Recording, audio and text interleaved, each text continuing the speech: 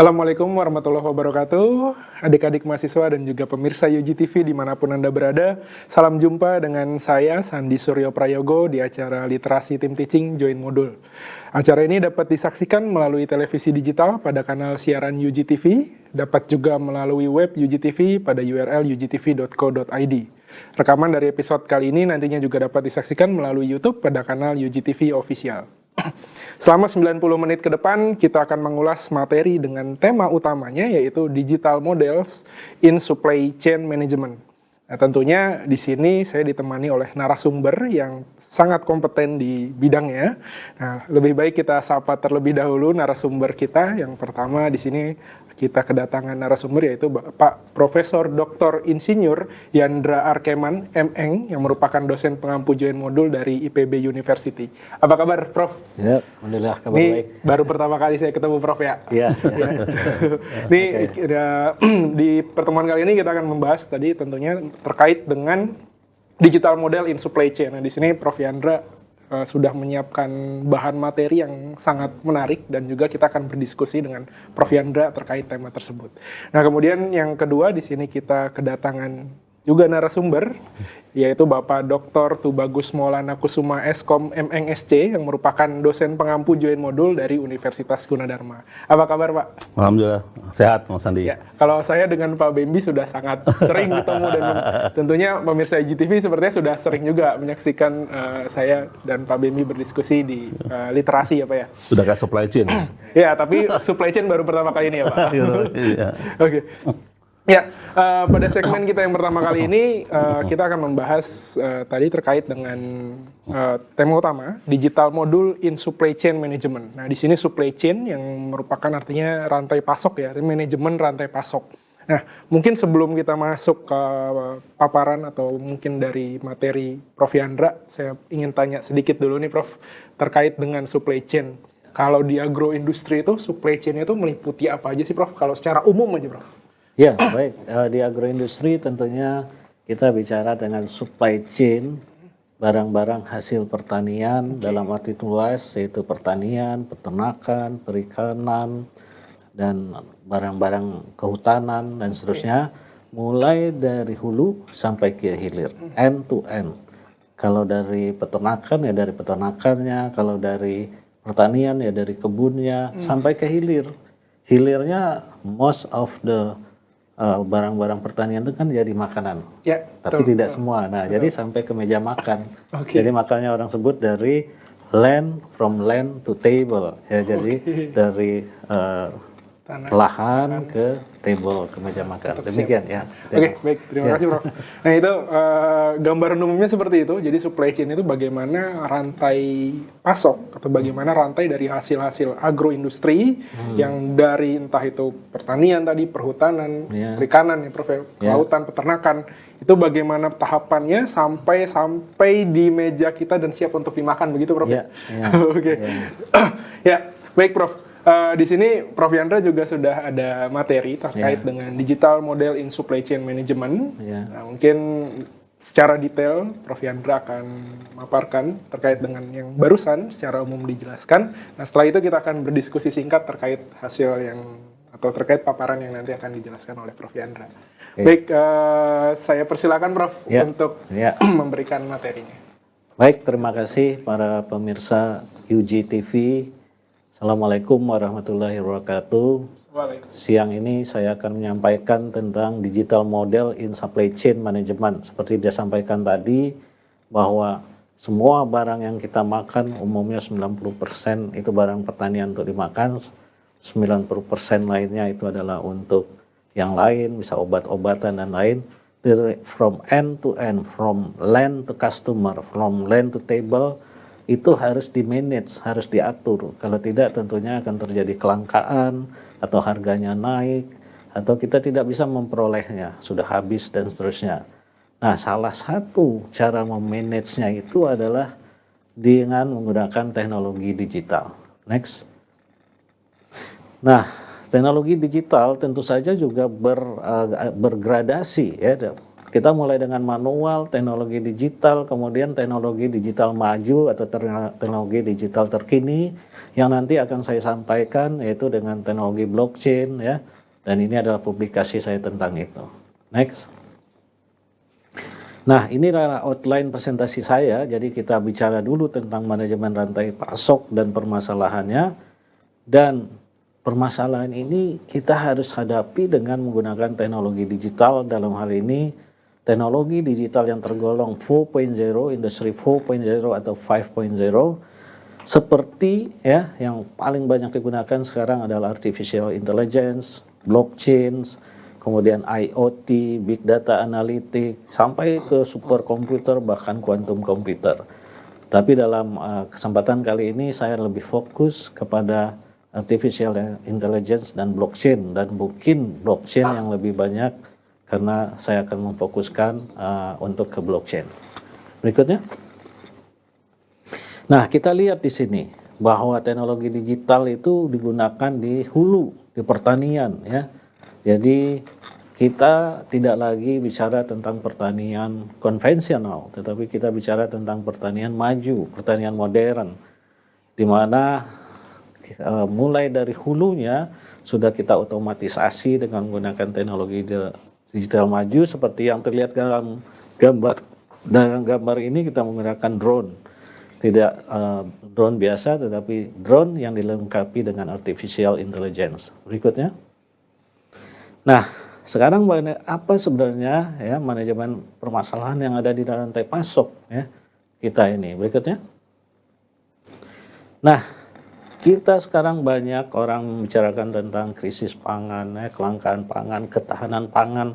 Tahan itu kan artinya tahan krisis. Lalu kalau kita lihat apa penyebabnya atau potensi penyebabnya, karena sekarang alhamdulillah kita baik-baik saja, belum dalam keadaan krisis, tapi ada potensi krisis. Nah, itu akibat pasokan atau supply tidak mencukupi, ya. Yang kedua akibat permintaan bertambah. Yang ketiga pasokan oke, ya, permintaan juga oke, sesuai, tapi dia nggak sampai. Nah, saya gambarkan di sini satu persatu. Kalau pasokan tidak mencukupi, mungkin sawah kita sudah berkurang, sudah dikonversi menjadi rumah, atau dia tidak berproduksi karena hama, atau karena El Nino, El Nina, namanya bagus-bagus, tetapi itu ada topan yang merusak kan gitu kan, kira-kira kan gitu. Nah, itu bisa mengganggu pasokan. Ya, permintaannya mungkin sama, anggaplah 100, tapi pasokannya sekarang 50. Nah, ini yang dikhawatirkan, itu bisa terjadi kelangkaan. Kedua, biasanya kita ini permintaannya tadinya 100 jadi 200. Nah, sekarang supply-nya tadinya 100, tentu saja tidak cukup. Mengapa permintaan itu bisa bertambah? Satu, karena manusianya bertambah, penduduknya bertambah. Kedua, karena selera berubah. Nah, selera berubah, tadinya makan nasi, nggak makan nasi, tapi dia banyak makan daging, nggak makan telur. Mungkin berasnya cukup, tetapi suplai telur, suplai daging kurang, kan gitu kan. Nah, seperti itu. Jadi terjadi perubahan selera. Atau hal-hal lain ya, seperti misalnya dalam keadaan krisis, perang, orang cenderung menyetok bahan makanan. Berasnya biasa beli 1 karung, berhubung perang dia beli 10 karung, kan gitu kan, karena khawatir. Itu juga bisa menyebabkan permintaan bertambah. Nah, ketiga yang saya sampaikan tadi di awal bahwa kita dalam keadaan 100-100, mintanya 100, ya kan? Supply-nya juga 100, oke sebenarnya, tapi yang 100 ini tidak sampai ke konsumen. Nah, ini yang unik nih, banyak. Kenapa? Dicuri, ya, atau secara sengaja ditimbun, ya, oleh orang-orang yang tidak bertanggung jawab. Itu yang kita sebut dengan kejahatan pangan. Nah, ini yang disebut dengan kebocoran, tapi kebocoran bukan nggak sengaja, disengaja, yang disebut fraud. Nah, kalau masalahnya seperti ini, maka kita perlu sistem pencatatan yang baik, yang trusted, transparan, dan traceable, dan itu yang kita tawarkan dengan menggunakan teknologi digital terkini yang disebut dengan blockchain, yang bisa menjamin ya bahwa tidak terjadi kebocoran selama dari hulu ke hilir. Berikutnya. Nah, ini penjelasan dari tadi. Kalau kita lihat nih kehilangan panen, tadi kan suplainya nggak cukup. Kenapa? Panennya hilang. Kenapa? Karena tidak direncanakan. Ya, orang permintaannya 100, nanamnya 1000, yang 900 harus dibuang atau harganya nggak berat, ya kan? Harganya jadi turun ya, merosot dan lain-lain dibuang-buang. Susu kemarin juga dibuang. Nah, itu karena suplainya berlebih atau terjadi suplai ini dari impor ya berlebih ya kan, sehingga ini kurang perencanaan kan. Ya, berikutnya. Kehilangan juga bisa karena faktor iklim yang saya sampaikan tadi, El Nino, El Nina, banjir. Nah, itu menyebabkan suplainya jadi tidak cukup. Maka kita juga harus menangani pertanian dengan teknologi digital, AI, blockchain, dan segala macam untuk mendeteksi potensi banjir dan segala macam yang akan mengancam kita. Jadi bukan setelah terjadi baru, ini kita tangani. Tidak, 3 bulan lagi ada El Nina, lalu bagaimana kita harus menanganinya. Nah, itulah pentingnya teknologi-teknologi digital. Berikutnya. Nah, bisa juga karena kurang SDM sekarang. Orangnya nggak ada yang mau bertani. Nah, ibu yang di tengah ini kasihan, nggak ada yang nemenin dia bertani. Dan anaknya juga nggak mau, dan dia sendiri nggak mau menyuruh anaknya bertani. Dia cari uang, ya, disuruh anaknya sekolah. Nah, apa yang ingin saya sampaikan bahwa kalau kita lihat otomatisasi, ya, penggunaan traktor, penggunaan mesin-mesin, sebenarnya itu memanusiakan manusia. Artinya manusia yang jangan bekerja yang sulit, berbahaya, kotor. Harusnya itu dikerjakan oleh mesin. Jadi wajar saja orang ya ingin pindah ke pekerjaan yang lebih baik. Tapi bukan berarti tidak bekerja di sektor pertanian. Nah, yang disebut petani itu harus diubah sekarang. Seorang anak muda yang mendesain blockchain itu petani. Seorang anak muda ya yang mendesain sistem informasi untuk mendeteksi hama itu petani. Jadi bukan lagi orang yang turun ke sawah seperti itu. Itu kita kurangi dengan otomatisasi, ya. Dan otomatisasi juga menyebabkan hasil pertanian itu lebih meningkat, ya. Produktivitasnya lebih tinggi. Oke, berikutnya. Berikutnya tadi Mbak itu. Nah, jadi maka diramalkan tahun 2263 petani tidak ada lagi, nggak apa-apa. Kalau definisinya petani yang di sawah seperti itu, kita harus memanusiakan manusia kan. Yang di sawah seperti itu cukup mesin-mesin aja. Petani yang manusia harus yang berada di belakang mesin itu. Jadi kita nggak usah khawatir, tapi usaha pertanian tidak boleh berkurang. Lahan pertanian nggak boleh berkurang, malah harus bertambah, pertanian vertikal dan macam-macam. Kalau perlu kita bertani di atas air, ya, di atas gedung dan seterusnya, ya, bukan petani yang kita berkurang atau apa, kita gelisah, tidak, ya. Nah, disinilah ya kita pentingnya konsep, ya saya sampaikan tadi definisi petani sudah ya. Di sini konsep ya apa yang kita sampaikan. Kalau pertanian ini nggak ada tadi, ya, tidak digalakkan, tidak ada dimodernisasi, lalu siapa yang akan memberi makan 10 miliar penduduk dunia? Kita belum bisa makan kertas, ya, makan sabun, makan besi, apalagi kan gitu kan? Ya tetap ya kita makan itu tetap hasil pertanian ya Pak, bukan yang lain-lain. Nah, kalau selama yang kita makan hasil pertanian ya kita harus mau bekerja di bidang pertanian itu. Nah, itulah ya. Sehingga konsep agromaritim 4.0 atau 5.0 itu sangat penting. Artinya apa? Ya, kita memodernisasi pertanian ini dengan teknologi digital terkini, teknologi digital maju diantaranya untuk membuat otomatisasi sehingga pertanian itu lebih efisien, lebih efektif, dan juga lebih produktif. Nah, itulah yang saya sebut di IPB sebagai agromaritim atau agroindustri 4.0, 5.0. Berikutnya. Nah, sekarang kita udah tahu tadi bahwa salah satu cara untuk meningkatkan, ya, salah satu bukan satu-satunya cara meningkatkan hasil pertanian, baik efisiensinya, produktivitasnya, ataupun ya produktivitas tenaga kerja, produktivitas mesin, dan lain-lain ada dengan mengaplikasikan teknologi digital. Nah, sekarang kita lihat bagaimana model teknologi digital yang harus digunakan di sektor pertanian. Berikutnya. Nah, kalau kita bicara saat ini, kita memasuki industri 4.0 atau sudah di penghujung 4.0 sebenarnya, sudah masuk ke 5.0 dengan adanya generative AI, ChatGPT, dan lain-lain, ya. Kita tidak bisa katakan itu 4.0 lagi dengan adanya blockchain, smart blockchain, Web3, ya. Kemudian brain computer interface, ya, yang dilakukan oleh Elon Musk, ya. Dan kemudian macam-macam itu sudah di ujung 4.0 sebenarnya. Walaupun 4.0-nya sendiri belum kita aplikasikan secara penuh, masih sekian persen. Tapi dunia terus bergerak dengan 5.0. Nah, kita lihat apa cirinya tadi, adanya AI, ya, atau sekarang dengan AI dan generatif AI, kemudian adanya drones, adanya robot cerdas, drone cerdas, dan lain-lain. Kalau kita lihat itu di lahan pertanian, itu berarti udah masuk 4.0, 5.0, ya.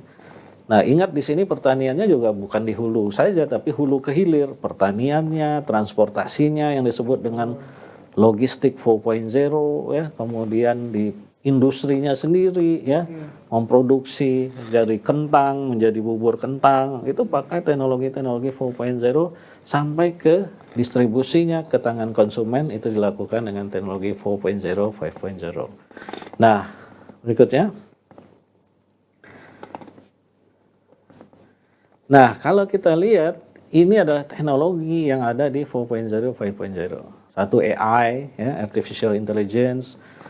Ini yang saya list di sini adalah istilah-istilah, buzzwords, artinya istilah yang terus mendengung di kuping kita saat ini. Bahkan bayi lahir pun udah didengungkan, udah tahu dia AI kan gitu kan. Berbeda dengan mungkin 20 tahun yang lalu, tidak terlalu buzz, tidak terlalu mendengung. Sekarang buzzword, making Indonesia 4.0, 5G, transformasi digital, ya. Society 5.0, brain computer interface, deep learning, drone, virtual reality, IoT, intelligent decision, ya. Semua itu adalah kata-kata yang tiap hari kita dengar. Nggak mau kita dengar, kita buka HP, ada di YouTube. Nggak mau buka HP, ada di WhatsApp. Nggak mau kita baca koran kertas, ada juga. Jadi kita nggak bisa lari tuh. Makanya disebut buzzword, artinya yang memang sedang masif digunakan saat ini, ya. Berikutnya. Nah, sehingga kita perlu menerapkan, ya, tadi terutama, ya, yang AI, ya, semua teknologi itu pada dasarnya, tapi kita sebut AI dan blockchain itu perlu diterapkan dalam sistem logistik dan manajemen rantai pasok atau SCM. Agar apa? Aliran barang, ya, itu bisa, karena ada 3, ya, aliran di dalam rantai pasok itu, ada aliran barang, aliran jasa, dan aliran uang.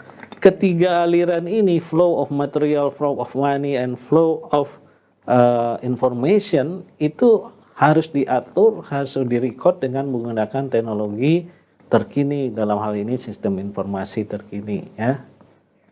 Nah, kalau informasi tidak dikelola dengan baik, akan terjadi misinformasi, terjadi kelangkaan. Contoh sederhana, permintaannya 100, dia nggak tahu, dia kasih 1000, ya, padahal stoknya cuma 1000, habis semua untuk daerah. Atau terjadi imbalance, yang minta 100 dikasih 200, ya kan? Yang minta 10 atau yang minta 100 dikasih, yang minta 10 dikasih 100, yang minta 100 dikasih 200. Sebenarnya itu kan terjadi imbalance kan gitu kan, nggak cocok. Makanya harus presisi, ya, precision farming. Precision itu artinya, presisi itu adalah permintaan sesuai dengan kebutuhan.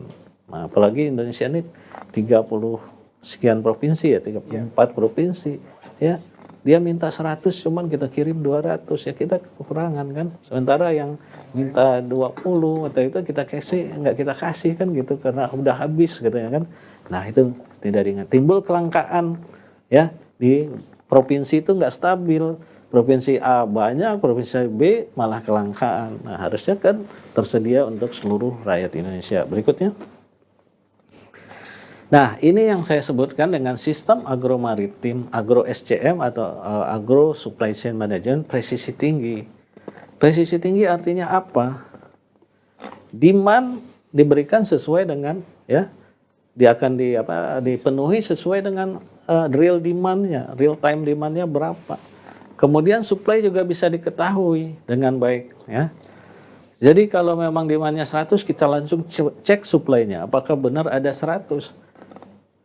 Kan kita tidak bicara, misalnya bicara 3 bulan, seorang presiden atau menteri bertanya, cukup nggak beras kita atau pangan kita 3 bulan ke depan? karena akan terjadi misalnya krisis perang di Timur Tengah makin menjadi-jadi, kita cukup nggak pangannya? Yang menjawab bingung, dari mana kan gitu informasinya. Akan terjadi permintaan tinggi, supply kita cukup nggak? Wah, biar senang pimpinannya cukup. Gimana kan bisa cukup? Coba di sini berapa, di sini berapa? Nah, nggak bisa. Nah, akhirnya ada prediction. Prediction tuh berapa luas sawah kita, ya kan? Kapan panennya? Karena prediction itu juga menyangkut luas sawahnya sekian, tapi nanti dipanen berapa banyak? Apakah dia kena hama atau tidak? Kena banjir apa tidak? Nah, predictionnya menggunakan AI. Jadi AI untuk demand prediction, AI untuk supply prediction, dan yang ketiga adalah blockchain untuk memastikan kalau demandnya itu match dengan supply. Kita harus memastikan bahwa tidak ada kebocoran di sepanjang pipa, di sepanjang rantai pasok tadi. Nggak ada orang berbuat jahat, menimbun barang, dan seterusnya. Dari mana kita bisa mencegah? Dari sistem pencatatan dengan menggunakan blockchain tersebut. Nah, inilah yang disebut dengan digital model, digital supply chain yang perlu kita terapkan. Nah, konsep ini sudah mungkin sejak 7 atau 10 tahun lalu saya sampaikan. Sebagian sudah diterapkan, sebagian belum. Nah, selama itu belum semuanya diterapkan di berbagai bidang, itu harus terus disampaikan. Inilah yang kita perlukan. Demand prediction menggunakan AI, supply prediction menggunakan AI, dan blockchain untuk memastikan bahwa demand itu sampai kepada supply itu sampai kepada demand. Berikutnya. Nah, ini saya sampaikan tadi pada tahun 2019 malah ya, saya menyampaikan membuat tulisan di media logistik pangan presisi tinggi. Ya kurang lebih seperti itu tadi. Demand prediction, supply prediction, dan blockchain untuk memastikan bahwa supply itu sampai ke demand. Nah, kemudian salah satu inefisiensi dalam pangan juga adalah mubazir tadi ya. Supply kita cukup 100, demand kita cukup 100 misalnya, tapi supply ini tidak si demand itu tidak menggunakan demandnya. Sebenarnya permintaannya 50 ya kan, yang 50 lagi itu dibuang-buang kan gitu kan. Atau mubazir ini akibat salah dalam memetik. Harusnya itu misalnya di sini apa tadi melonnya harusnya bisa dipetik 1000, tapi karena nggak mau ogah atau teknologinya nggak ada atau sulit memetiknya atau nggak memetik dengan baik sehingga dia jatuh hancur, yang terpetik hanya 900, berarti kita hilang 100 kan, hilang karena nggak ada teknologi. Nah, itu AI di sini mencegah, seperti untuk memetik melon digunakan robot ya, digunakan alat-alat yang modern sehingga tidak terjadi mubazir pangan itu. Berikutnya. Nah, kalau diilustrasikan di dalam agroindustri end to end tadi ya, dari kiri ya, dan itu adalah dari farmingnya, tengah agroindustri, dan di kanan itu adalah customer. Itu barang-barang itu semua mulai dari sortasinya, itu ada gambar seperti internet, itu ada IoT. Sortasinya itu digunakan Internet of Things, AI untuk memilih barang, sampai ke tangan konsumen sehingga bisa di-trace ya. Dan konsumen pengen tahu ini dagingnya dari mana dan seterusnya bisa. Kemudian di atas kita lihat, di atas itu adalah blok-blok kita, yang terhubung itu adalah blockchain. Apa artinya? Blockchain itu kan untuk menyimpan data ya. Nah, data yang semua data dari land ya, data dari kebun dimasukkan ke dalam blockchain, data transformasi dimasukkan ke dalam blockchain, data transaksi di industri masukkan ke dalam blockchain, data distribusi masukkan blockchain, dan data customer dimasukkan blockchain. Sehingga kalau terjadi tadi misalnya ada makanan kaleng ya, misalnya sarden di dalam kaleng, tiba-tiba ada cacingnya. Kita ingin tahu nih di mana traceability nih. Di mana proses yang menyebabkan ini cacing? Oh, waktu pemanasan di industri terdeteksi dia bukan 100 derajat Celcius, cuma 75, ya pantas ada cacing karena telur cacing nggak mati pada itu. Jadi itulah yang disebut dengan food traceability ya.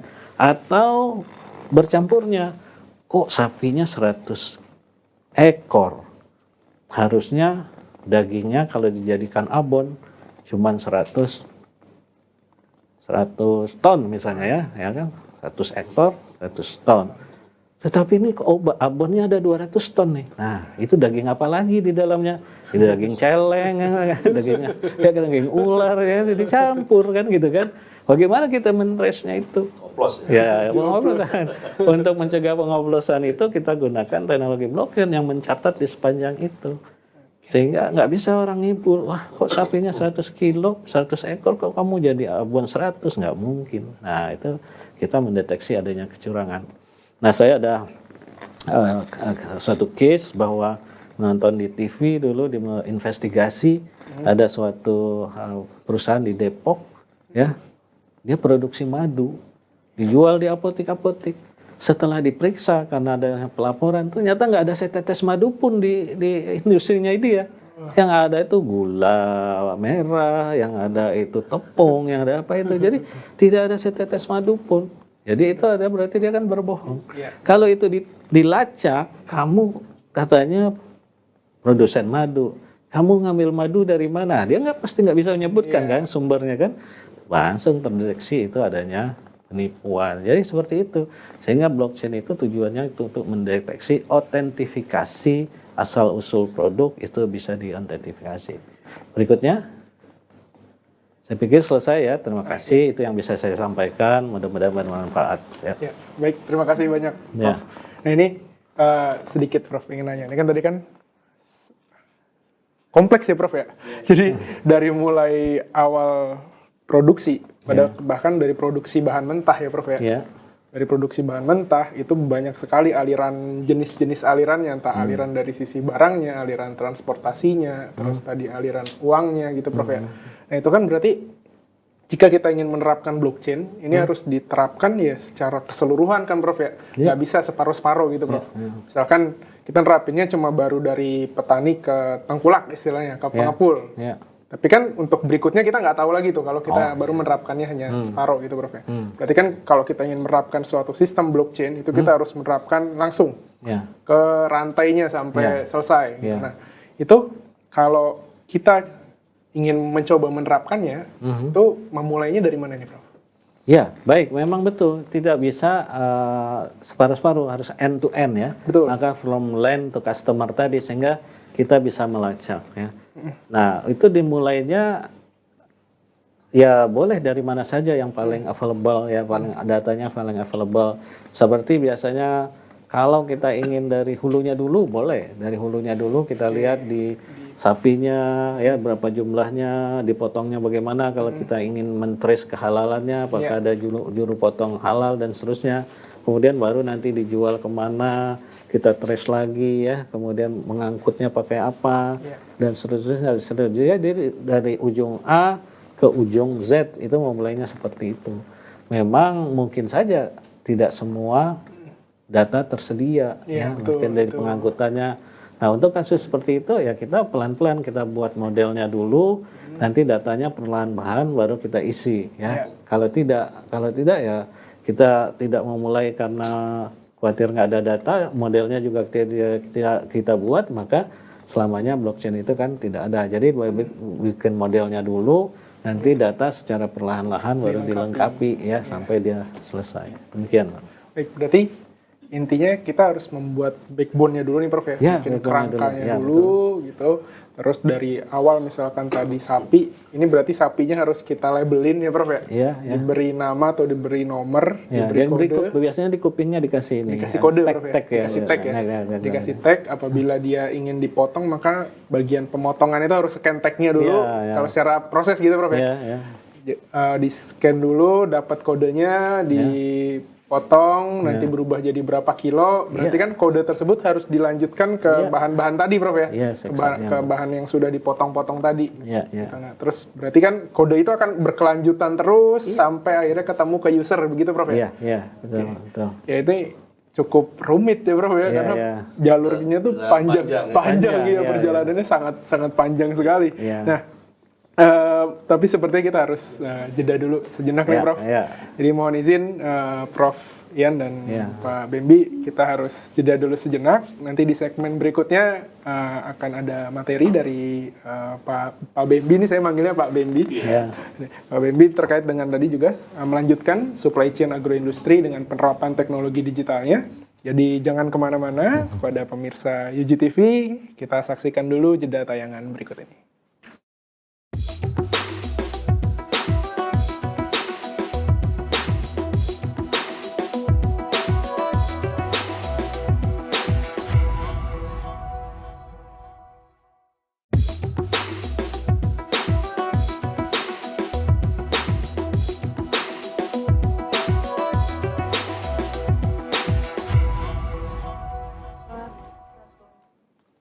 Baik, terima kasih kepada pemirsa UGTV dan adik-adik mahasiswa yang masih setia menyaksikan program literasi Tim Teaching Join Modul dengan tema Digital Models in Supply Chain Management.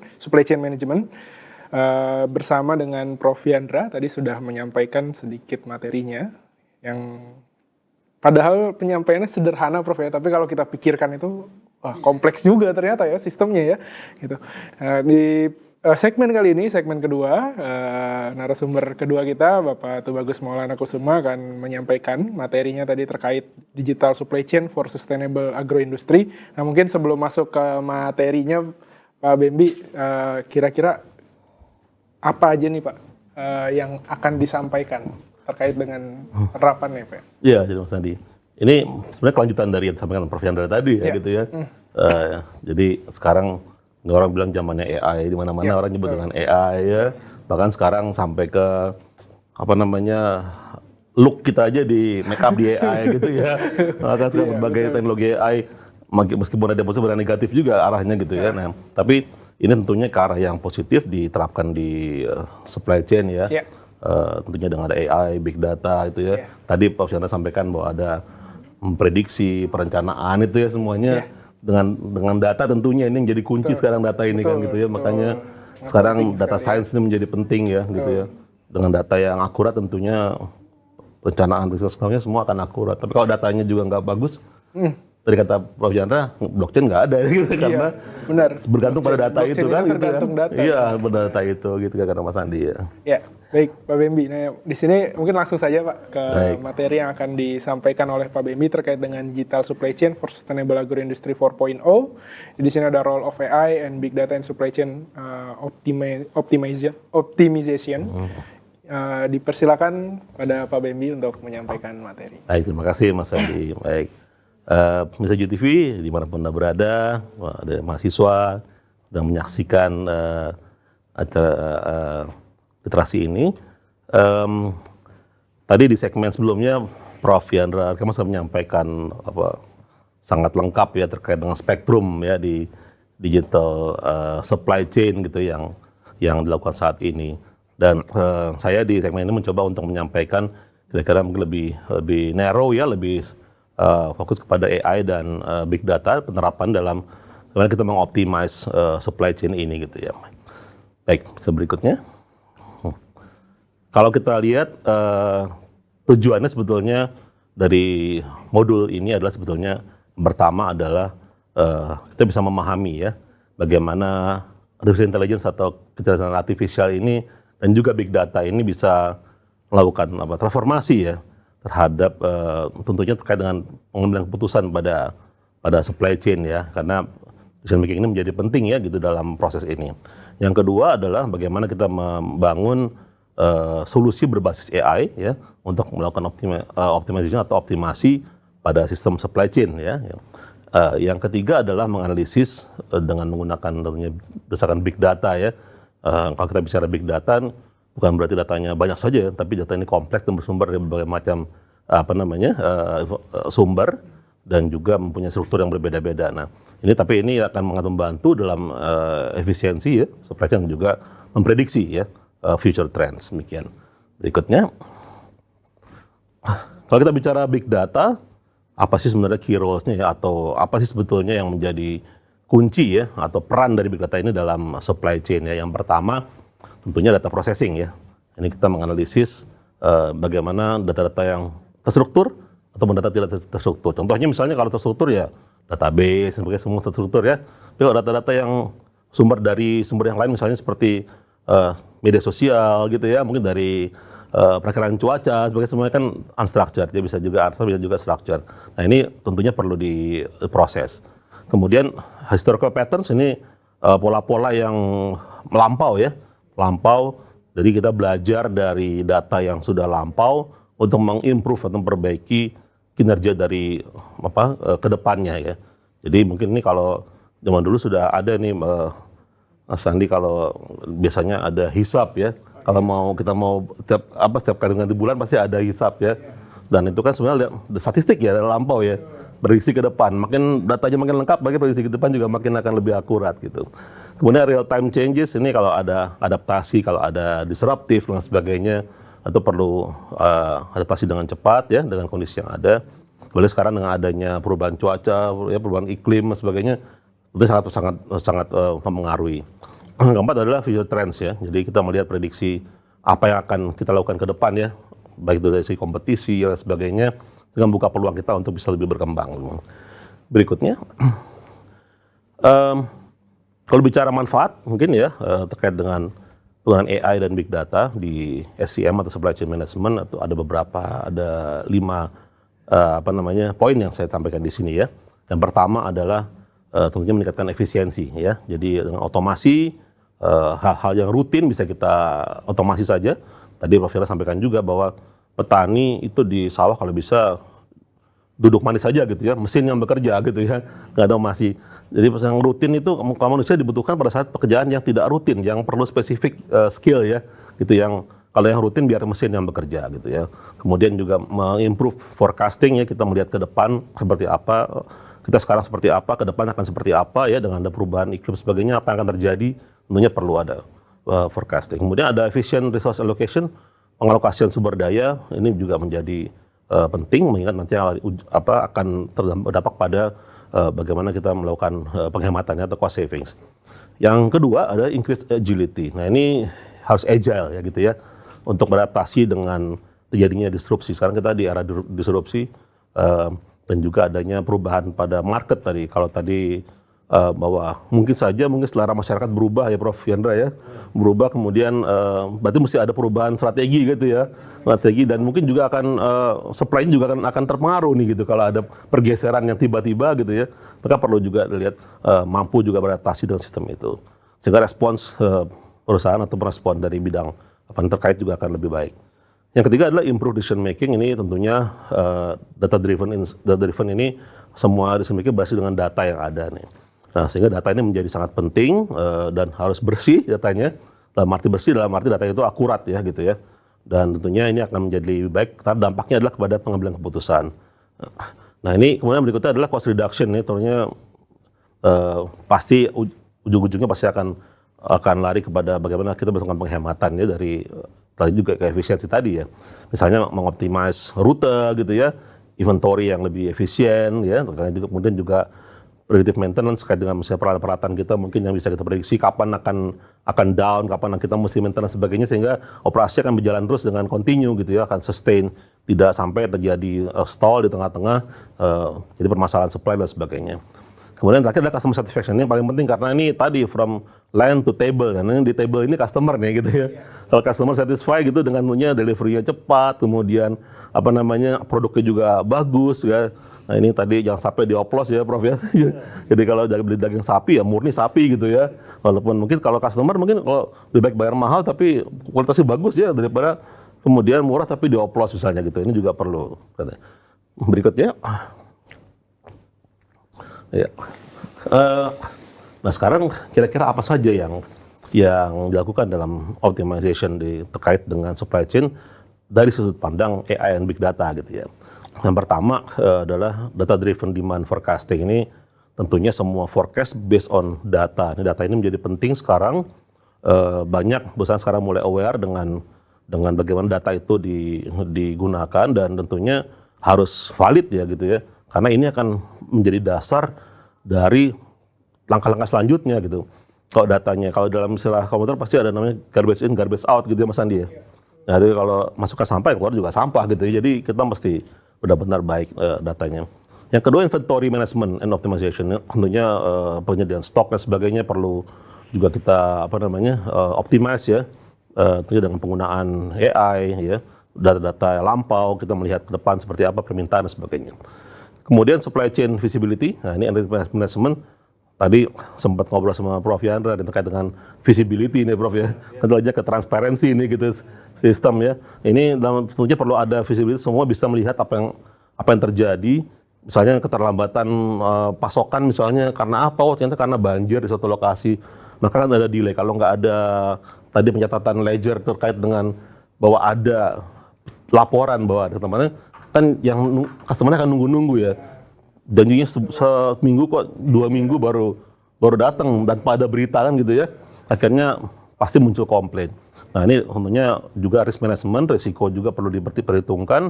Bagaimana kira-kira ketika kita melakukan mungkin sesi logistik dan sebagainya, risiko itu harusnya sudah kita prediksi gitu ke depan. Kita ada route and logistic optimization, yang juga rute terkait dengan mungkin kalau dulu ada teori graf ya gitu yang melihat bagaimana logistik ini bisa kita bisa mengirim dengan rute yang terbaik lah gitu ya. Tapi kalau sekarang mungkin dengan misalnya kalau di Jakarta macetnya luar biasa ya, rutenya juga perlu benar-benar dihitung ya. Sekarang ke distribusi barang-barang juga mungkin ada banyak jalan yang terbaik bisa dicari sesuai dengan. Kemudian ada supplier relationship and sourcing, ini kalau misalnya terkait dengan mitra misalnya gitu ya, dalam pemilihan mitra sebagainya, bagaimana kita melihat ya mitra kita itu. Kemudian quality control, ini predictive maintenance, ini tadi ya terkait dengan kalau seandainya terjadi down ya dalam sistem, pasti kan akan ada keterlambatan ya, pasokan dan sebagainya. Maka perlu ada pengendalian kualitas dan juga memprediksi kira-kira sebuah mesin misalnya, katakan mesin packaging sebagainya, ini kapan sih mesti di maintenance sebelum dia down ya. Kalau sudah down kan biasanya lebih lama ya. Belum lagi nanti nunggu rantai pasok berikutnya adalah spare partnya misalnya ya, tertunda lagi misalnya. Kemudian yang terakhir adalah sustainability and waste reduction. Ini nanti kita akan bicara bahwa bagaimana terkait dengan sustainability dan juga limbah itu ya, reduction. Berikutnya kita bahas satu persatu. Kalau dari bisnis big data gimana ya data driven forecasting ini ya. Jadi misalnya kita mengumpulkan data yang besar dari berbagai macam sumber, misalnya kayak sales history, misalnya market trends ya dan sebagainya.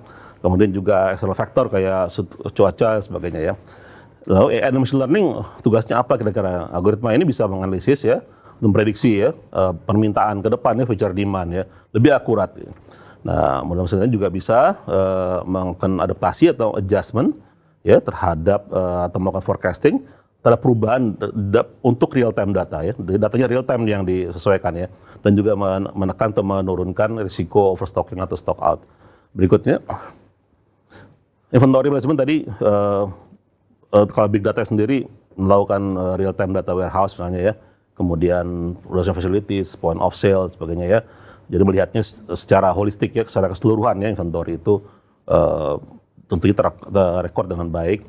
Kemudian AI application-nya kira-kira bahwa tools yang digunakan ini bisa mengotomasi inventory ini ya, replenishment untuk pengisian kembali ya, kemudian juga merekomendasikan stock allocation ya, misalnya yang barang yang laku misalnya barang A gitu sekarang, kita pergeseran barang yang sekarang barang B yang A udah nggak terlalu, itu tentunya perlu dilihat juga. Dan juga terkait dengan masalah safety ya, terkait dengan stok ya.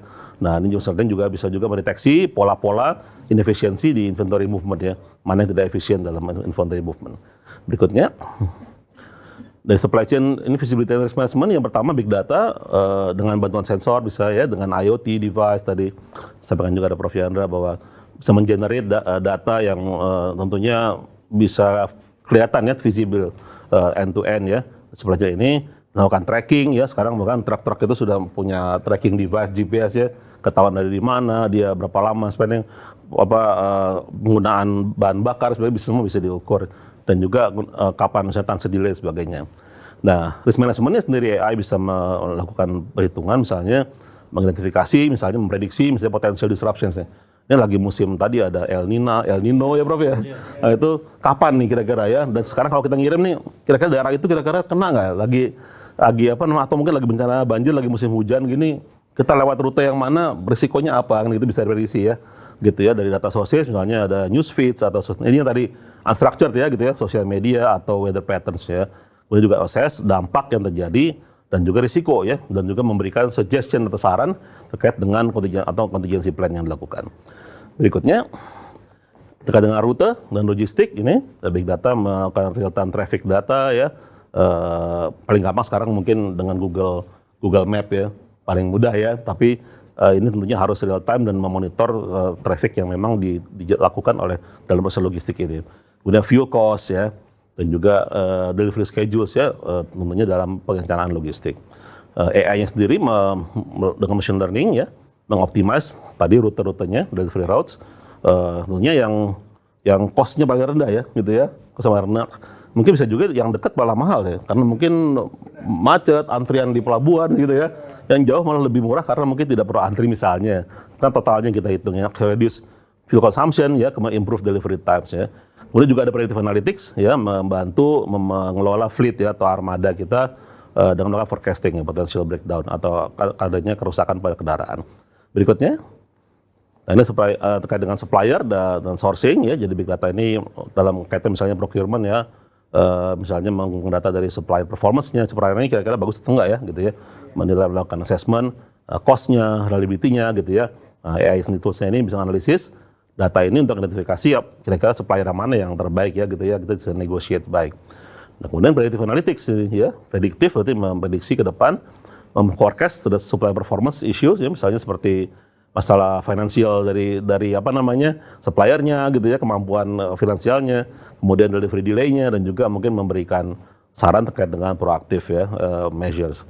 Berikutnya, ini quality control dan predictive maintenance. Nah, kalau big data sendiri melakukan misalkan manufacturing data, misalnya mengumpulkan data dari sensor, production line misalnya tadi ya, memonitor peralatan sebagainya, equipment health ya, sehingga kita bisa melakukan prediksi yang lebih baik. AI-nya melakukan prediksi equipment mana yang kira-kira akan fail dan perlu maintenance gitu ya, sehingga menghindari downtime ya, ini yang juga perlu di. Nah, tentunya saya nggak yakin bahwa industri mau ya sampai terjadi downtime, saya pasti akan mengejar itu. Berikutnya ya. Nah ini adalah sustainability tentang waste ya gitu ya. Semuanya pasti ada waste-nya terkait dengan energy consumption ya, kemudian juga carbon emission sekarang tentunya perlu ditangani juga. Berikutnya. Ini kira-kira mungkin gambaran kasarnya ya terkait dengan implementasi AI di supply chain. Mungkin bisa mulai dari planning ya, dengan AI-nya, AI melakukan planning karena yang terbaik yang mana kita memilih yang terbaik, kemudian forecasting ya terkait dengan demand juga, production, kemudian mengelola risikonya, apa yang akan kita hadapi sebelum kita lakukan, kemudian baru kita melakukan hal yang kita sudah rencanakan, kemudian melakukan sourcing, negotiating dengan partner sebagainya, dan kemudian juga moving, pergerakan barangnya. Berikutnya, nah ini challenge consideration-nya nih. Yang pertama tadi data quality integration nih, data quality harus bagus, tadi Profesor sampaikan juga bahwa data ini menjadi penting gitu ya. Kemudian yang kedua adalah terkait dengan cyber security risk. Nah ini kalau kita sudah network ya, peer to peer kan ya, kalau ini blockchain itu gimana dengan security-nya, kan gitu ya, sudah mulai terbuka, kemudian kita mesti jaga betul. Yang ketiga, implementation cost-nya ini tentunya pasti ada cost yang harus dibayar.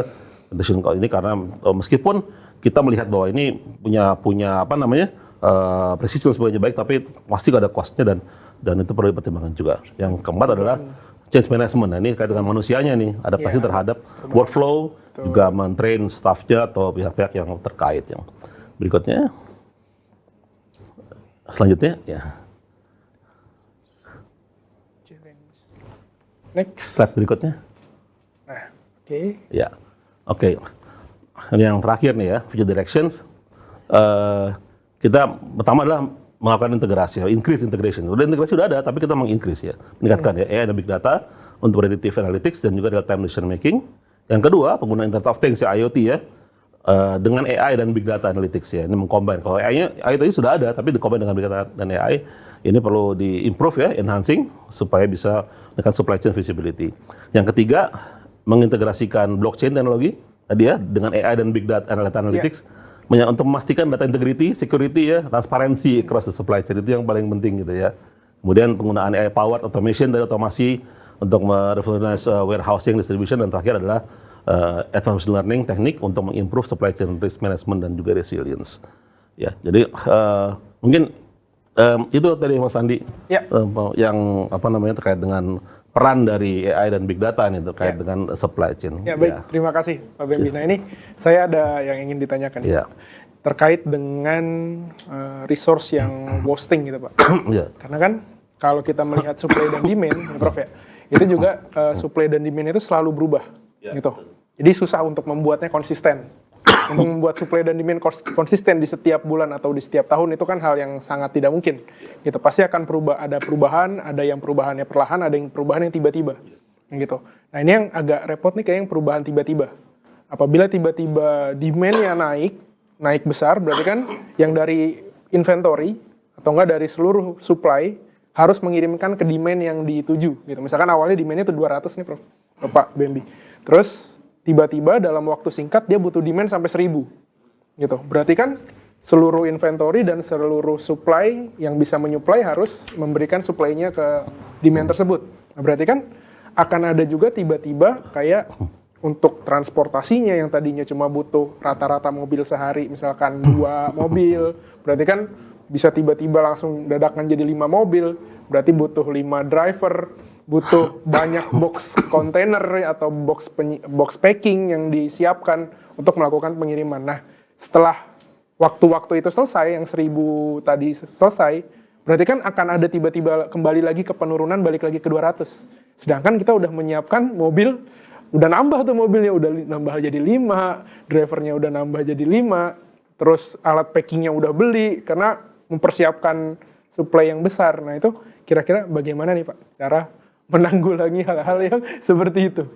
Berarti kan bisa wasting resource nih Pak, yang tiba-tiba kita nyiapin banyak, terus balik lagi, berarti kan booming sesuatu ya. Booming. Begitu kita udah nyiapin ternyata turun lagi. Nah, ya itu kembali lagi kepada tadi ya, resilience tadi, agility ya. Artinya gimana kita melihat ke depan. Nah, makanya data itu jadi penting sekali gitu. Karena kan melihat tren-tren sebelumnya ya. Gitu ya. Kalau ke depan seperti apa, dan itu real time kan. Betul. Artinya prediksi itu dilakukan setiap saat. Betul. Gitu kan ya. Jadi begitu ada perubahan-perubahan yang kira-kira mencurigakan atau mungkin meragukan, kita perlu langsung beradaptasi karena cerita itu. Jadi nggak nunggu sampai tiba-tiba selalu banyak batch baru kita melakukan prediksi, udah terlambat ya. Jadi real time itu kita prediksi dari data real time, sehingga itu ada diperlukannya tadi ya, agility itu. Jadi resilience harus ada prediksi dan juga persiapan ya Pak ya tentunya ya. Nah itu memang, tapi pasti ujungnya ada terkait dengan cost ya Prof ya. Betul. Tapi dibanding dengan pengeluaran nanti akan ada wasting tadi kan, lebih menguntungkan kita invest lebih tepat ya ke sistem yang lebih baik kan gitu sebenarnya ya gitu dari tadi. Mungkin dari Prof yang ada yang jadi kalau memang tiba-tiba itu kan memang tidak di luar ini kita ya, di luar. Kalaupun kita punya sistem prediction, dia di luar kemampuan sistem prediction itu. Nah, makanya sebenarnya dengan kita merencanakan itu kan kita untuk mencegah agar jangan sampai terjadi yang tiba-tiba itu kan gitu kan. Tapi kalau terjadi juga yang tiba-tiba, paling tidak resiliensi sistem kita kan lebih bagus daripada tidak direncanakan. Nah, mungkin yang perlu ditambahkan di sini bahwa di dalam kalau ada tiba-tiba itu ada contingency plan-nya. Tiba-tiba ada perang, kita udah punya stok beras kita sekian, ini sekian. Atau daerah lumbung-lumbung pangan kita yang belum ditanam sekian, hanya ditanam pada saat emergency tadi. Nah itu yang dilakukan, itu sudah harus ada di dalam sistem kita, perencanaan gitu kan. Kalau untuk jaga-jaga. Mungkin alokasi juga Prof ya? Ya alokasi dananya, alokasi kewenangannya, semuanya itu direncanakan. Kalau itu terjadi, contingency plan lah, jadi agar dia lebih resilience untuk menambahkan tadi ya. Baik, terima kasih Prof dan Pak Bendi. Nah, satu lagi nih yang saya ingin tanyakan tadi terkait dengan kalau kita mengandalkan cuaca kan sehingga muncul musim-musim yang mungkin bisa kita prediksi gitu Prof ya. Sehingga kita bisa mengantisipasi bencana, mengantisipasi panen yang seharusnya bisa lebih cepat gitu, atau kita harus tunggu dulu proses penanamannya karena diprediksinya kira-kira dalam sebulan ke depan akan banyak hujan badai gitu, akhirnya penanamannya ditunda gitu kan Prof ya. Nah terus di situ kan akan ada musim-musim. Nah kalau yang saya tangkap atau yang saya ketahui, contohnya nih Prof, kan kalau buah-buahan itu musimnya ganti-ganti tuh Prof ya. Kadang musim mangga, musim duren, terus musim lengkeng atau sejenisnya. Nah, kalau itu apakah berdasarkan musim yang seperti itu juga Prof? Atau berdasarkan masa tumbuh tanaman, atau emang ada musimnya ini, kalau musim hujan sebentar lagi artinya panen buah apa, gitu ya. Kalau musim panas berarti nanti di penghujung musim panas panen buah apa. Apakah itu ada prediksinya juga Prof yang seperti itu? Jadi Mungkin Prof Yan Iya. bisa lebih. Ya, ada justru kalau semakin kita menggunakan teknologi seperti AI, semakin mudah kita untuk mengakomodir hal seperti itu. Kalau kita manual saja, ya catatannya tidak ada, riwayatnya tidak ada, kita susah. Tadi yang big data tadi, itu kan berdasarkan big data puluhan tahun kita kumpulkan, sehingga nanti kita bisa menangkap fenomena musiman juga. Ada yang musiman, ada yang anomali sepanjang tahun itu ditangkap, dipelajari. Nah, kuncinya AI dan blockchain ini kan ada learning, dia mempelajari pola itu. Sehingga kalau kita lihat pola dari suatu produksi itu kan dia nggak garis lurus saja, atau kalau dia siklus kan dia siklusnya itu juga kan tidak tiba-tiba benar kan gitu kan, fluktuatif itu kan ini. Nah, disitulah kegunaan dari artificial intelligence untuk mempelajari ya kan fenomena alam itu dengan seteliti mungkin. Nah, dengan berbagai keadaan yang tidak disangka-sangka, tiba-tiba itu apa yang akan terjadi. Ya, demikian Pak. Ya, baik.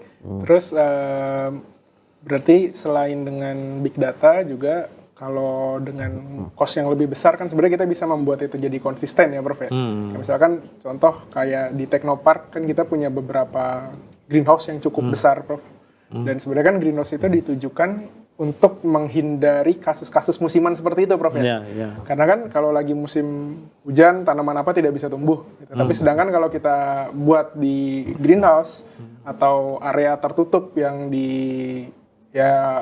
dijaga ya, diterkendali gitu seperti itu, berarti kita bisa memaintain produksi secara kontinu tanpa mempertimbangkan cuaca. Tapi kan itu tentunya cost-nya akan jauh lebih besar di awal Prof ya, karena butuh greenhouse, butuh pengendali ruangan seperti itu.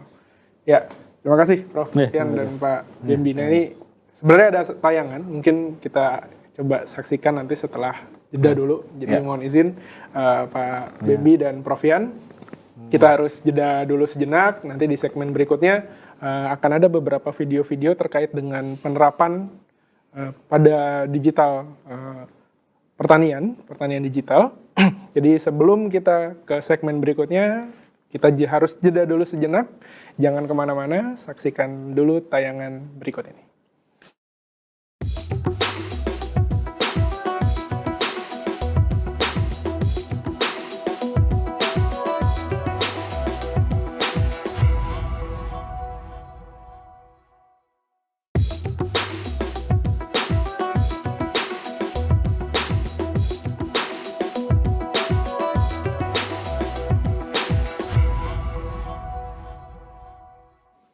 Baik, terima kasih kepada pemirsa UGTV dan adik-adik mahasiswa yang masih setia menyaksikan literasi tim teaching join modul dengan tema Digital Models in Supply Chain Management. Tadi sudah cukup banyak yang kita bahas terkait dengan Digital Model and Supply Management. Tadi terkait juga supply chain-nya, terus terkait bagaimana pasokan dari sisi supply dan juga dari sisi demand, kemudian transportasinya, terus apa saja yang bisa kita terapkan dari sisi teknologi di berbagai titik yang ada di seluruh rantai pasok dari awal dari hulu ke hilir. Itu cukup banyak sebenarnya yang bisa menjadi tema-tema penelitian atau bahkan tema-tema penerapan yang akan bisa diterapkan di bidang-bidang itu. Nah, di segmen ketiga kali ini ada beberapa tayangan. Tadi ada juga sebenarnya satu tayangan harusnya di segmen sebelumnya. Nah, ini kita coba saksikan dulu. Nanti setelah tayangannya diputar, kita akan bahas bersama-sama beserta Pak Bembi dan juga Prof Yandra. Baik, di sini ada VT yang pertama, yaitu terkait dengan smart logistik dan juga smart industry. Jadi monggo disaksikan tayangan dari VT berikut ini. Smart logistik dan smart industry di Kota Cerdas Nusantara. Otorita IKN telah menerbitkan cetak biru Kota Cerdas Nusantara melalui Surat Edaran Kepala Otorita IKN nomor 014-SE-, Kepala Otorita IKN -12-2023. Smart logistik dan smart industry merupakan konsep yang menjadi bagian dari pembangunan kota cerdas di IKN. Kota cerdas dalam pembangunan IKN menggabungkan teknologi informasi dan pelayanan kota untuk meningkatkan kualitas hidup masyarakat Nusantara. Pembangunan kota cerdas menerapkan 4 prinsip, yaitu optimal, terintegrasi, inklusif dan terbuka, serta sirkular dan berkelanjutan. Prinsip tersebut menjadi landasan bagi transformasi IKN menuju ibu kota sebagai simbol identitas nasional, penggerak ekonomi masa depan Indonesia, dan kota dunia yang berkelanjutan. Pembangunan kota cerdas Nusantara meliputi 6 domain strategis, yaitu Smart Governance, Smart Transportation and Mobility, Smart Living, Smart Natural Resource and Energy, Smart Industry and Human Resources, serta Smart Built Infrastructure and Environment. IKN akan menerapkan teknologi smart logistik yang menjadi salah satu solusi teknologi pada domain mobilitas dan transportasi cerdas. Solusi teknologi lainnya adalah Intelligent Transportation System, Mobility as a Service, dan Electric Vehicle Ecosystem. Sistem logistik di IKN menggunakan teknologi cerdas untuk meningkatkan efisiensi, keselamatan, dan transparansi. Smart Logistics dapat diterapkan pada berbagai aspek logistik, seperti transportasi, pergudangan, dan manajemen rantai pasok. Smart Logistik memiliki 2 fitur cerdas, yaitu sistem pengiriman cerdas dan sistem gudang cerdas. Fungsi solusi teknologi pada pengiriman cerdas mencakup: pertama, pelacakan logistik yang memungkinkan pengguna dapat melacak status paket, status kurir, dalam satu platform. Kedua, Smart Collection yang memungkinkan pengguna memilih opsi pengiriman dan jadwal pengiriman barang serta menyediakan layanan teroptimasi untuk penyandang disabilitas. Ketiga, Smart Locker yang menyediakan loker pintar terintegrasi fitur pemesanan dan penyimpanan yang aman dan nyaman. Fungsi solusi teknologi dari sistem gudang cerdas adalah manajemen inventaris atau persediaan. Fungsi tersebut menyediakan persediaan inventaris terorganisir melalui sistem terpadu serta proses otomatis melalui implementasi Internet of Things. Domain Smart Industry and Human Resources merupakan konsep kota cerdas yang berbicara tentang penggunaan teknologi dalam pengembangan industri dan sumber daya manusia.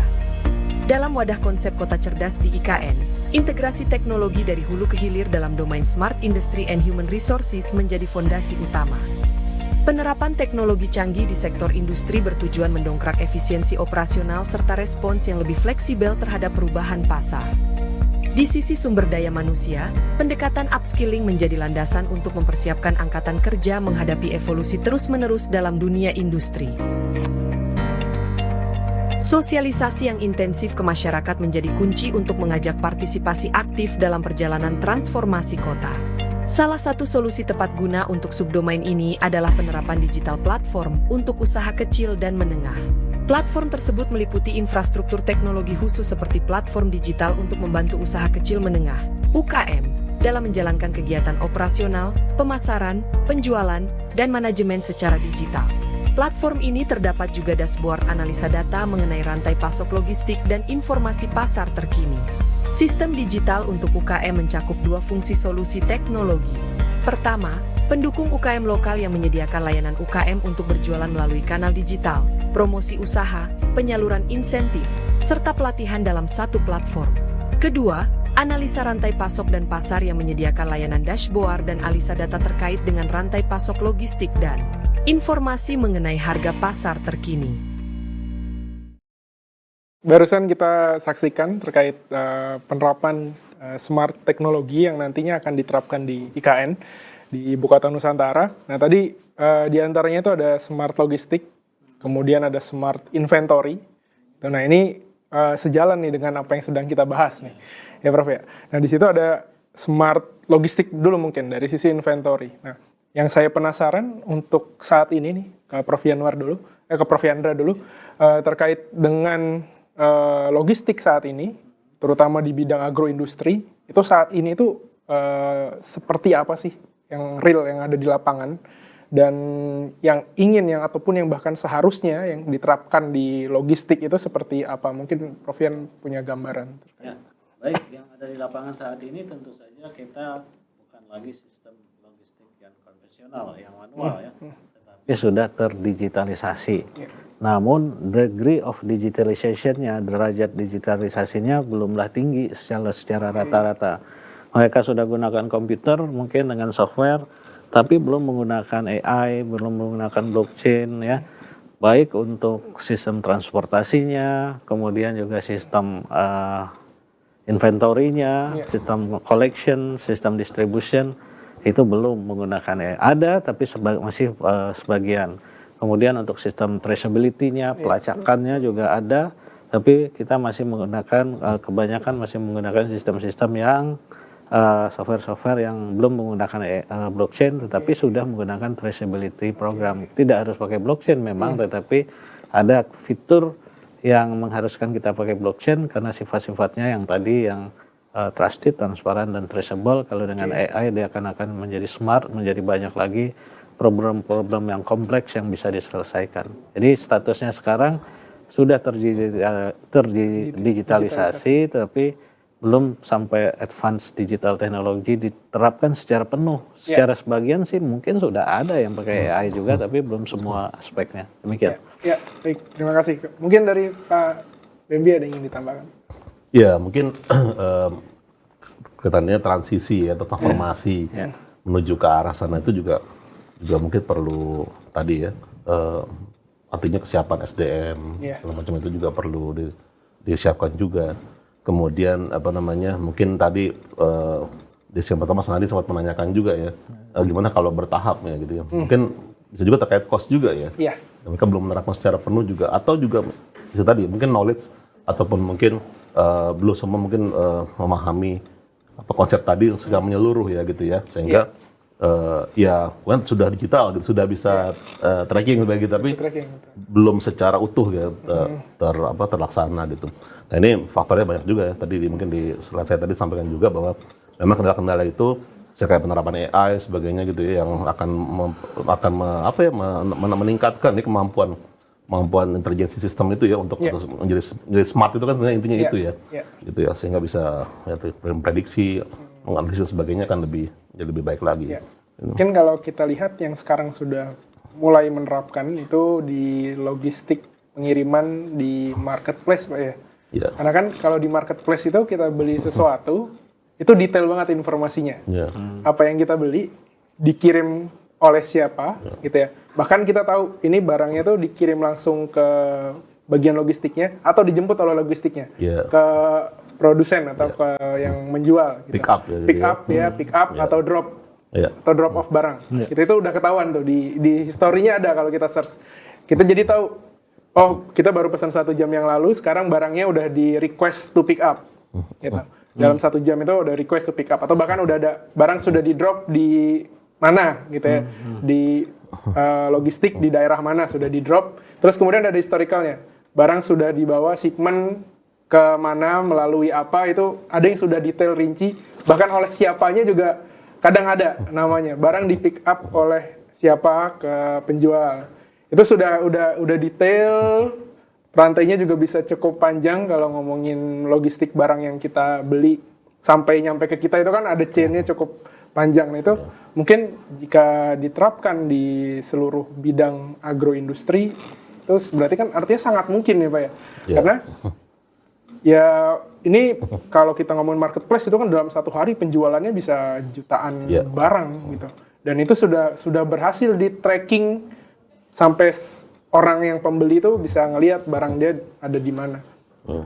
Kan?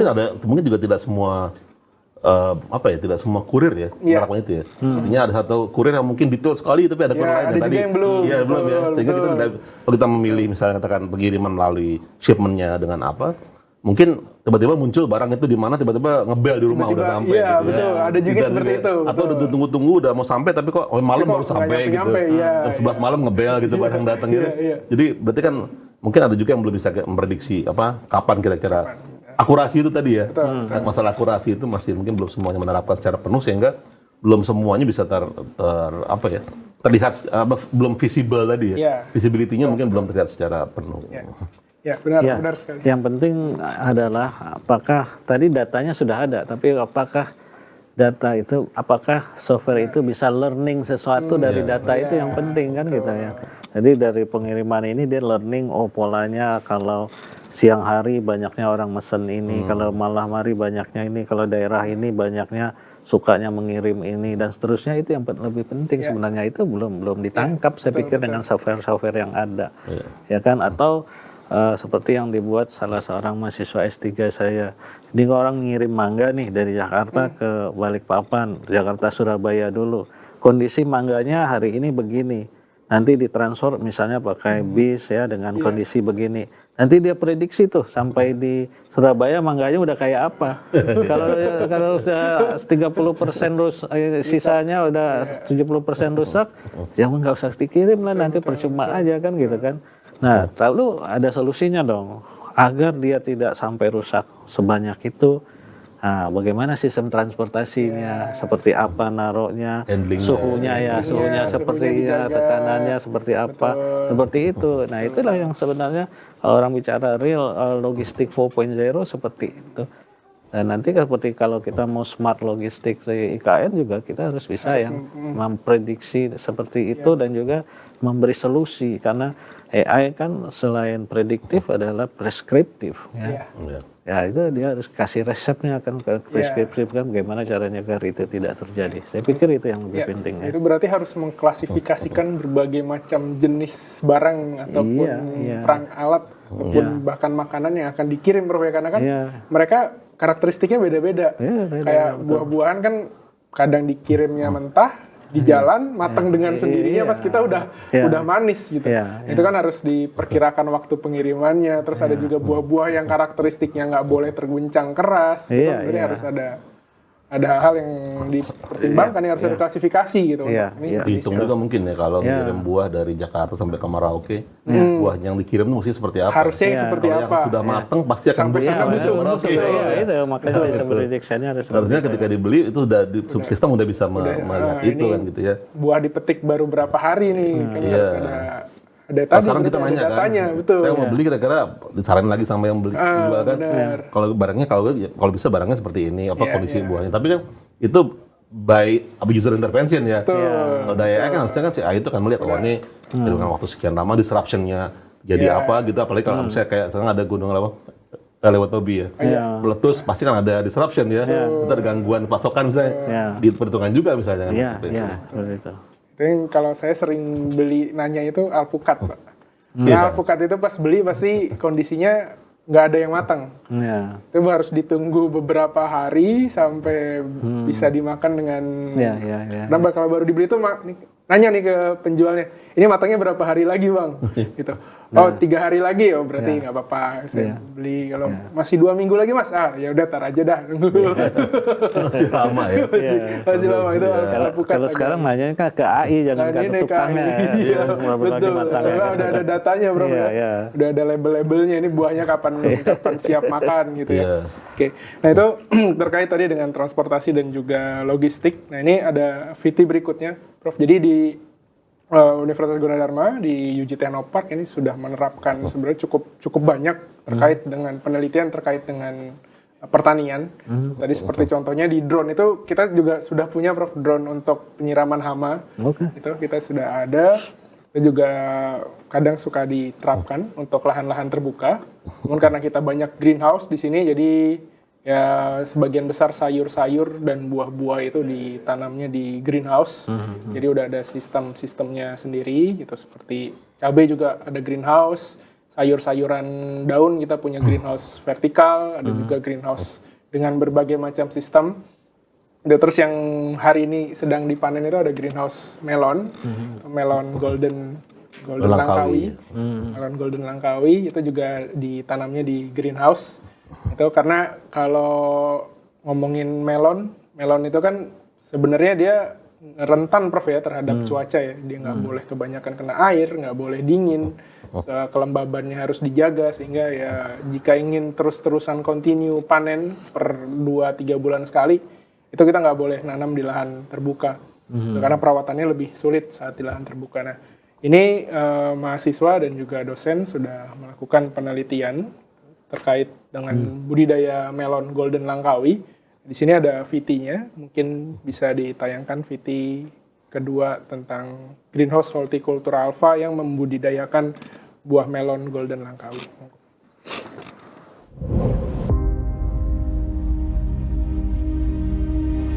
Selamat datang di Greenhouse Horticultura Alpha, sebuah greenhouse yang didedikasikan untuk budidaya buah melon yang lezat. Di sini varietas melon golden langkawi tumbuh dengan subur, menawarkan rasa manis yang memanjakan dan tekstur daging buah yang lembut. Sebanyak 160 pot tanaman melon dengan bendera. Nah, di sini ada dua sistem, di satu greenhouse ini ada dua sistem. Ada Golden Langkawi. Nah, ini greenhouse-nya. Sistemnya ada Dutch bucket tadi, terus juga ada yang di pot yang menggunakan sistem drip irigasi. Kalau di Dutch bucket itu dialirkan terus-menerus airnya tanpa henti. Sedangkan kalau yang di pot itu menggunakan drip irigasi. Ini greenhouse-nya ukurannya 10 kali 10 meter, itu per 3 bulan sekali. Bisa panen sekitar di 200-an bro, 200 biji, 200 buah melon. Ini, nah di sini sudah ada penerapan teknologinya juga.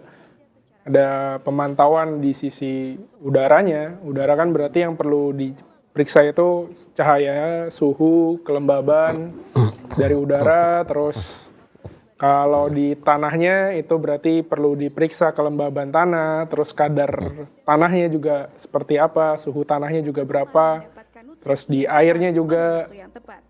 Kalau di air berarti pH-nya perlu dicek, nih pH-nya ada di berapa, terus pemberian nutrisinya harus selalu dicek juga. Jadi ini kerjasama antara beberapa program studi, di mana yang melakukan penelitiannya kan dari agroteknologi, petaninya dari agroteknologi, cuma yang melengkapi sisi teknologinya itu ada dari elektro, dari sistem komputer, sistem Nah, itu informasi. Anda tadi petani juga itu. Oh iya, itu bagian dari petani ya bro ya. Nah, Petani. ini perangkatnya. Nah, jadi berdasarkan request petani aslinya dulu nih bro, petani juga. petani melon yang turun di lapangan dulu kan dia sudah melakukan penanaman melon dulu, dengan manual, semuanya serba manual. Kemudian berdasarkan yang dilakukan oleh petani tadi, di request ke para petani-petani muda yang bisa diteknologikan. Nah, baru di sistem otomasinya, sistem pemantauannya, ini semuanya sudah. Berarti sekarang petani itu sebenarnya juga bisa jadi multidisiplin ya Bro ya? Iya. Yang ahli di bidang pertanian sendiri, Betul. ahli di bidang supportnya dan sebagainya. Masuk sekarang dalam definisi Prof. tadi itu adalah masuk sekarang menjadi petani karena Kita sebut. support sistemnya juga bagian dari pertanian itu gitu. Ya, sampai ke yang buat sensor, yang membuat elektroniknya, buat komputer program, itu kita sebut petani. Iya. Jadi jumlah petani Indonesia nggak berkurang sebenarnya, nambah cuma bentuknya aja. Cuma bentuknya aja. Berubah, berarti kan sebenarnya dengan orang teknik yang belajar ke petani, dengan dia mendapatkan informasi dari petani, dia membuatkan sistem untuk petani, sebenarnya dia udah bisa bikin lahan dia sendiri, Prof ya. Oh iya, iya. Karena dia udah dapat seluruh informasinya, Informasi itu. seluruh informasinya, mungkin ya perlu beberapa kali aja ikutan gimana sih cara teknis di lapangannya ya. Kalau dari sisi pemantauan, terus dari sisi teknis elektrikal ataupun teknis digitalnya kan dia udah paham banget tuh. Jadi tinggal teknis bagaimana pertaniannya aja yang perlu dilakukan. Mungkin juga tetap mungkin perlu juga berdasarkan dari ini ya, dari spesialisasi ya. Karena artinya kan kalau misalnya katakan kita dari misalnya orang dari background dari computer science ataupun dari engineering belajar bertani gitu pasti perlu waktu juga kan ya. Sedangkan yang petani murni perlu waktu juga untuk menguasai sistem. Tapi kalau yang bersinergi itu akan jadi lebih apa namanya? Katakan jadi duet maut ya. Gitu ya. Akan jadi lebih maksimal gitu sistem. Karena transformasi digital itu kan juga perlu waktu ya. Transisinya juga kan lumayan ya gitu ya. Nah, berarti memang perlu kolaborasi gitu ya. Jadi kalau yang tadi Prof, awalnya kan petaninya manual tuh Prof, melakukan pengukuran kadar air, pakai ambil sampel airnya dulu, terus dicek pH-nya berapa, terus mau pemberian nutrisi juga harus aduk-aduk dulu manual, habis itu dicek, oh kadar nutrisinya udah cukup. Nah sedangkan saat orang engineering masuk, dia akan membuatkan sistemnya, sistem pengadukannya otomatis. Setelah diaduk langsung muncul nominalnya, oh ini kurang pemberian nutrisinya. Jadi petani tinggal mencet, oh tambahkan kadar yang ini, nanti tambah kadarnya. Gitu. Itu jadi dari sisi supply-nya udah jauh dipermudah. Termasuk predictive analytics tadi. Predictive analytiknya Kayak juga. Kalau ditambahkan misalnya unsur apanya, dampaknya apa, apa kan yang gitu ya. terjadi, betul. Itu ya. Ya itu yang disebut dengan smart farming atau precision farming tadi kan. Jadi kita bertani dengan mendengarkan apa isi hati dari padi gitu kan. Saya pengen disiram tapi nggak banyak-banyak, saya udah seger kan gitu kan. Saya pengen dipupuk tapi nggak usah banyak, atau sebaliknya saya perlu dipupuk yang banyak nih, kalau nggak saya nggak bisa berbuah. Itu kan kira-kiranya begitu. Jadi kita Meningkatkan interaksi tanaman. tapi lewat sensor Lewat tadi. sensor, ya. Lewat sensor, lewat data-data yang dikumpulkan, kemudian lewat prediction tadi. Karena kemampuannya kalau dengan keadaan seperti ini, maka produktivitasnya berapa kita bisa ramalkan. Sehingga tadi kalau kita ingin mengatakan bahwa ketahanan pangan akan produksinya kurang atau lebih, ya dasarnya itu tadi. Dasarnya kondisi real time condition saat ini, prediksi 3 bulan ke depan apa yang terjadi. Jadi bukan sekedar jawab oh cukup without data, itu nggak bisa lagi kita lakukan. Nggak ada yang percaya sekarang. Betul. Presiden nanya menterinya cukup nggak supply-nya, dia harus jawab secara real time data saat ini. narik data, Kemudian prediction 3 bulan ke depan, pakai apa kamu prediksinya? Pakai dukun Pak, ya nggak bisa kan? Ya kan, kamu harus pakai AI karena presidennya ngerti AI kan gitu kan. Kalau pakai dukun ya udah kamu nggak usah jadi menteri lagi lah, saya ganti aja. Bahkan presiden punya dashboard ya, Bang. Kalau mau ketahuan nih dashboard. Bisa buka sendiri karena transparan. Transparan. Nggak perlu ada menteri kalau ini kan. Kira-kira begitu yang. Nah, mungkin ada juga VT ketiga bisa ditayangkan. Ini masih sama, tapi lebih membahas ke sistem yang diterapkannya. Bisa ditayangkan VT ketiganya. Nah ini sistemnya Prof. Ini pas awal pemasangan sempat direkam. Nah ini kita sudah menerapkan digital twin Prof. Artinya ya seluruh yang ada di lingkungan itu sudah digambarkan secara digital, secara real time, sampai proses yang ada di penitikannya itu udah sesuai dengan titik real yang ada di lapangan. Kondisi terkininya juga bisa terpantau dengan grafik. Ini bisa diakses secara 3D. Nanti kedepannya kita selain 3D juga real time yang menggunakan CCTV di banyak tempat, di banyak lokasi. Jadi seperti yang Prof. Yandra tadi sempat singgung nih, kalau melonnya jatuh duluan berapa buah kan berarti produksinya turun gitu, produksinya berkurang. Nah, itu jadi food loss ya. Iya, food loss-nya jadi. Nah ini jika dipasangkan beberapa titik kamera kita bisa memantau tadi ya buah-buah yang sekiranya akan jatuh seperti itu. Nah cuma karena ini greenhouse Prof, jadi kalau dari pengalaman petani itu ya dari 200 produksi itu mungkin hanya sedikit ya, sekitar 10 buah yang jatuh duluan Prof. Ya karena nah ini kalau menggunakan ini dari kamera ini kadar airnya, suhu airnya semuanya sudah termonitoring. Sudah sempat nyoba, Prof? Buah ya, buahnya? Iya. Belum. Belumnya ini perlu... Nanti break saya makan ini. Nanti break. Makan melon 2. Lagi panen nih, Prof. Nah, itu buahnya. Soalnya sudah dipantau. Ini kita terus juga dari sisi engineering terus melakukan peningkatan tadi. Seperti mempercepat waktu produksi, menjaga agar buahnya tetap di kondisi yang perlu kan adalah maturity level digital twin-nya ya. Betul. Karena kan kalau dilihat levelingnya kita masih ada di level 1 nih. Masih ada di level 1, monitoring. Iya, monitoring dan juga interaktif. Kontrol, ya. Interaktif ya. Nanti sampai ke prediction forecast ya. Itu akan lebih. Jadi kalau kita treatment sedikit di secara sistem virtualnya ke sistem realnya akan menjadi seperti apa gitu. Iya. Jadi secara real time ya. Ya di IPB salah seorang kolega saya Pak Profesor Aris kan membuat alat pendeteksi kematangan buah tanpa harus destruktif, tanpa harus merusak, dimakan dulu, dicicip, enggak, dia dari luar aja dipilih kan gitu. Non-intrusif ya. Mereka untuk non-intrusif, untuk mangga, itu bisa juga untuk ini, melon dan lain-lain. Yang susah tuh untuk kelapa sebenarnya. Kelapa kan harus kelapa muda. Mbak muda. Nah, diketok-ketok itu kan. Nah, kalau diketok-ketok kan dipelajari dulu voice recognition kan. Pantulannya itu sebab apa, mana yang disebut muda, mana yang tidak. Kayak belum ada yang mempelajari tuh, bisa jadi disertasi Spektrum sendiri Pak. audionya Ya, spektrum audionya. Ya kan? Betul. Nah, itu banyak hal sebenarnya kalau kita lihat baik di level hulu ya, kemudian inventory tadi itu bagaimana kita menggunakan alat-alat cerdas ini untuk membantu orang untuk membuat keputusan ya. Kita kalau kelapa muda kan kita pikiran untuk makan kalau keras udah aja terima aja lah nasib kan. Tapi kalau kita bicara tentang industri ya, saya pernah diminta oleh permintaan terhadap kelapa muda dalam jumlah besar dari Amerika Serikat. Untuk apa? Untuk bikin dendeng kelapa muda namanya coconut jerky. Itu tontonan. Nah, itu level kematangan buah kelapanya tuh kan harus sesuai dengan dia. Nah, kalau kita ngetok-ngetok satu hari salah, banyak salahnya 70% salah, itu dia ekspor kita ke sana aja banyak ruginya kan gitu ya. Nah, itu sudah perlu alat tuh. Kan kita bicara industri, agroindustri.